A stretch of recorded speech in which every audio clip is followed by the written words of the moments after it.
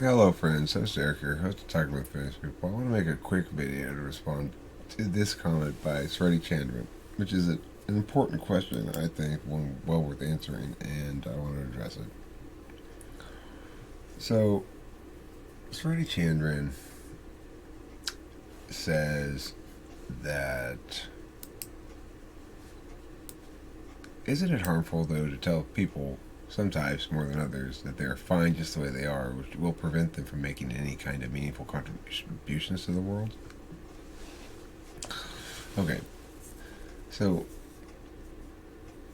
I had a therapist who I went to because I wasn't able to control my drinking. I was trying to get him to help me to manage my drinking successfully. And instead of doing so, he tried to manage my shame about it. That was the wrong way to go about it. And so, and it was clear. It's clear in retrospect. It wasn't clear at the time. It's clear in retrospect that this gentleman had a totally different understanding of what experience walking around was than I had. For example, he asked me about what I feel, and I said, well, I mean, on average, I'm walking around, I don't think I'm feeling anything. And he said, no, everyone's feeling something all the time, only sociopaths don't feel things. He's like, you're just not aware of it. I'm like, I mean, I'm pretty neutral right now, pretty flat, just sort of not really feeling much of anything particular. As far as I can tell. Now in retrospect, it's obviously the guy's an FI user, I'm a TI user. He was making that mistake there. When he told me I was fine, in some sense, he didn't really say this explicitly, but in some sense he was conveying to me that it was okay what I was doing, the problem was the shame I was feeling about it. But that wasn't the problem. It wasn't the source of the behavior either. And I think that's a mistake that FI users are going to make a lot. They assume that the source of the behavior is pain. The source of my addictive behaviors has never been pain. It has not been, in fact, when I'm actually in a state of suffering because, like, a relationship is ended or something like that, I stop doing intoxicants until the pain goes away because it just makes it worse. I probably wouldn't stop smoking weed, but I might, for a little while if something terrible happens, just because there's something about significant emotional events of large scope, like a divorce or a death or something like that, that in which there's a quality to them that says, like, there's an importance to this that I can't miss. Obviously, I must have fucked up badly or something terrible happened. It's gonna take me a while to process this. I don't want anything else in my attention for a while, even though it's horrible. It's hard to explain why exactly. Regardless, the question here is it harmful to tell an SE polar person that they're fine just the way they are, which will prevent them from making any meaningful contributions to the world? It's that last part that is the internalized narrative. That meaningful contributions are SE style contributions, completion of things, checking shit off lists, productivity, the doing of things.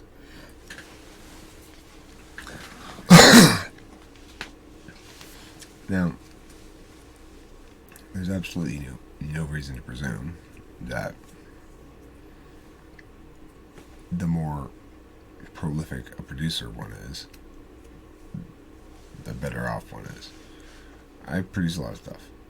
It's very healthy for me to produce a lot of stuff, and it helps me to understand myself and other people and grow as a human being, to be able to watch myself have its SI experience, which drives all meaningful growth for me.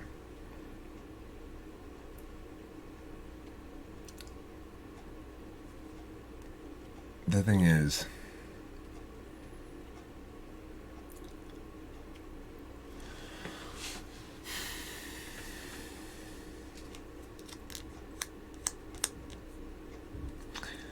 I've seen plenty of INTPs and INFPs, and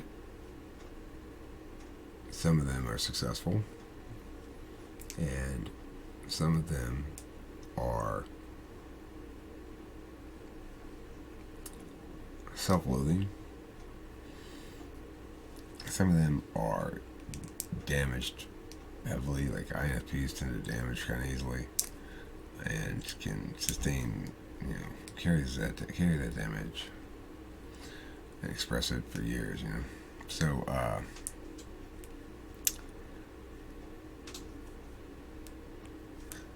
sorry about the slowness here. I'm super tired. I'm about to fall asleep, but I wanted to respond to this first. Here's the thing. I think a much more plausible phenomenon is the following. Somebody has internalized that, and despite having internalized that, it is insufficient to motivate them to do what they think they ought to do. And then they declare themselves unworthy. And this is often combined, especially in INTPs, with certain flatness, a certain lack of enthusiasm about everything, So, I think it's ridiculous to think that by encouraging an INFP or an INTP to use marks-rich sensing that they cannot access willfully or intentionally, that they cannot work to improve, they might be able to come up with some sort of workarounds, but to the extent that it successfully emulated it, it would still be counter to their nature to spend much time there.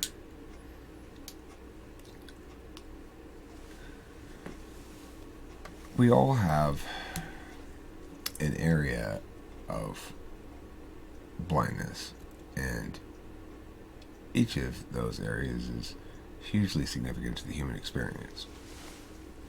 If there were equal number of all types, 1/8 of the population would have every function as the dominant, My FI polar limits me in ways that I'm still growing, trying to figure out and trying to compensate for. And I can see FI polar doing or proving to be a terrible handicap under certain circumstances. I see most of the wreckage in my own life as based entirely on FI polar. In other words, thinking this was something I decided by deliberation about, because that's what you're supposed to do. But for everybody but an FI polar person, you decide on such matters with both deliberation functions or the more appropriate one, depending on where they're in your stack and stuff. The only appropriate deliberation function to use for relational decisions is FI. So my first wife, I literally thoroughly disliked her when I married her. But I didn't think that was important. That's how polar FI I was. And, Kimberly sometimes reminds me that youth matters. I sometimes forget it. People who are young make mistakes and learn and grow from them, especially if you got SI in the stack, and the lower it is in the stack, but on the front stack, the slower it is, you're going to grow in that capacity. ENTPs are very slow growing, but we're steady. We make good progress. We'll grow fast in certain areas, we'll hammer down to at songwriting and get better at it, a lot better at it over the course of 2 weeks. Feel very encouraged by that. Something like that, you know?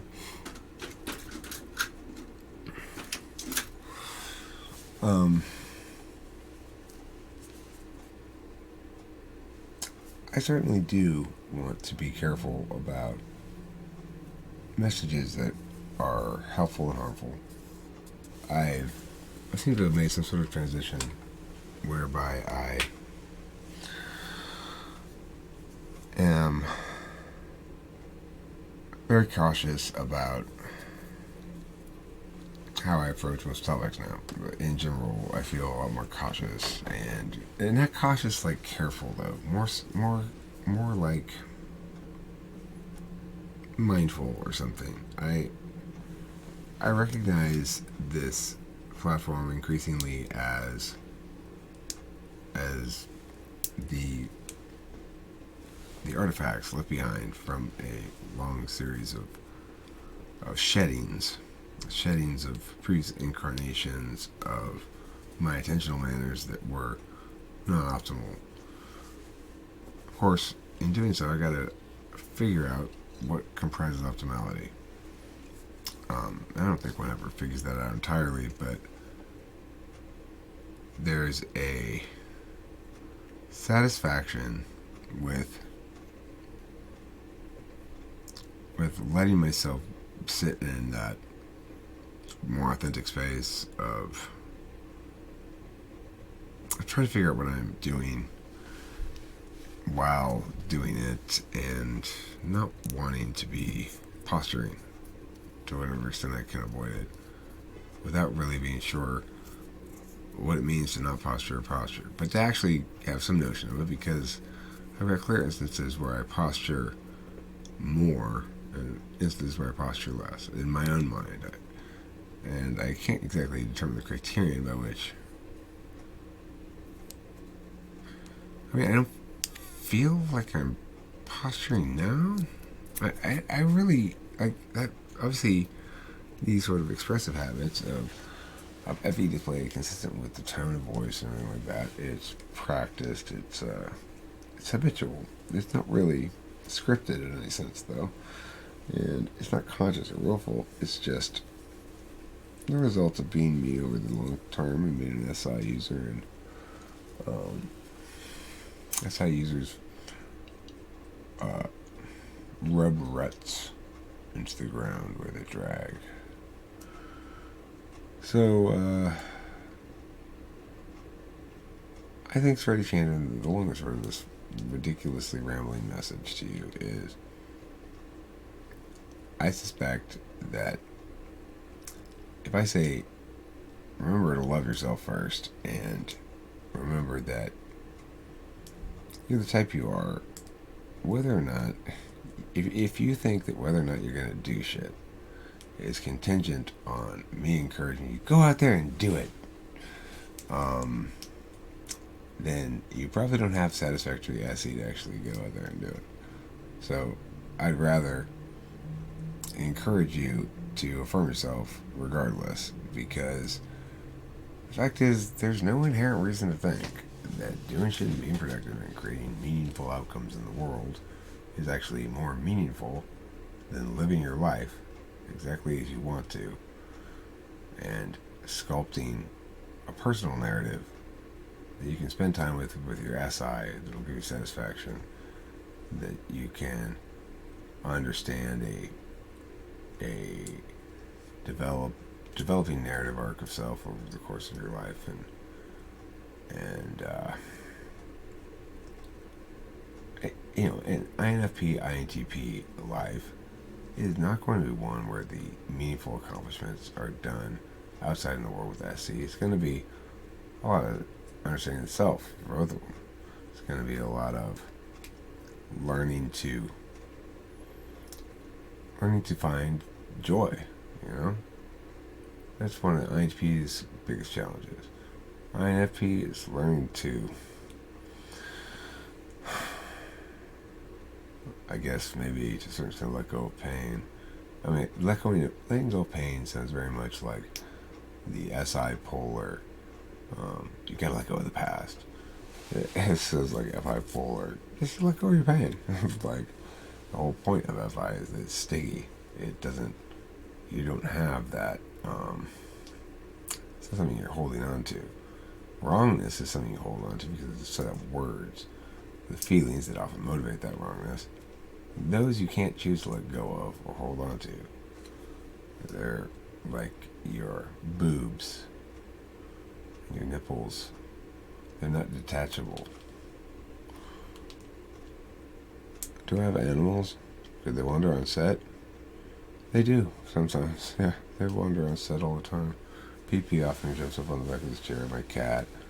I've got 2 chickens, Red and Madge. No, I'm sorry, Maudie. I just sometimes get their name mixed up. Red and Maudie. And they come around here all the time. They like to be in the garage when it's daytime. And what other animals do we have? We've got 4 cats, and we got 5 cats, and 2 chickens, and some fish in the pond. The fish don't ever come in here. Yet. I've not yet to see one come in here. But I guess maybe they'll invent and technologically develop their pond civilization until they have a walk on land suit for themselves, and one of them will walk over here on his back fins, breathing water in his suit, and say, gurgle, gurgle, gurgle, concurrently handing me a very small piece of paper. It's a goldfish, and it'll say on it, greetings from the fish people. That'll be a happy day when that happens. I can't wait. And I hope the fish jumps all the way up onto my shoulder and says, gurgle, gurgle, gurgle. I don't have to lean down. Regardless, it's prophesied, so it'll happen. Okay, I hope that answers your question. It's Freddie Chandran. Yeah, it's like, if you really think it's so important to go out and do shit, then why is it so hard to do so? Or, well, because a lot of things are really important to hard, Eric. Well, is it, the people who tell you it's really important for you to get out and do shit, does it seem nearly as hard for them to go out and do shit? Follow through, pull the trigger. I could tell you, look, hey, you have got to go out and make meaningful contributions to the world with your random shit that you make up. Go, do it now. Why wouldn't you take that seriously? Well, because there aren't nearly as many NE-DOMs as there are SE-DOMs in the world. Or SE users in general. And, everybody gets doing shit. Not complicated. It's easy to understand.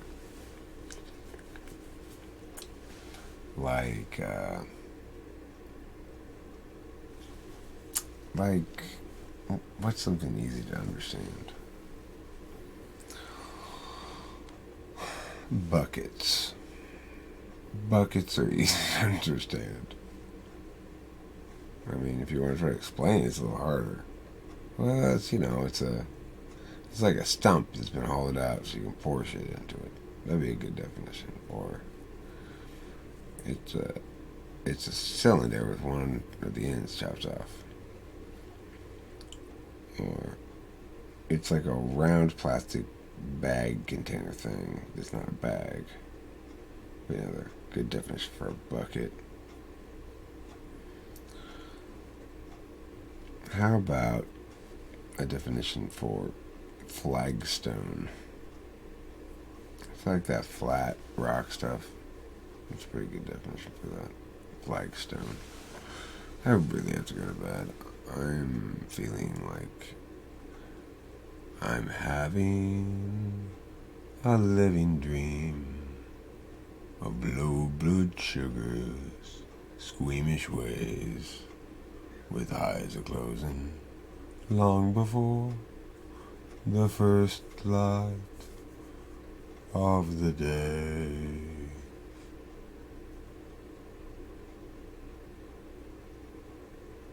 The flack is Sweaty Chandran. Face and some teeth. What's this one called? Grinning. Okay, goodbye. Good night. Thank you for watching. I'm not bringing up this up. This would be two really rambly videos in a row. Well, I'm just sitting up here and what are you gonna do? Watch this for a while and then decide, look at that. I want to answer that.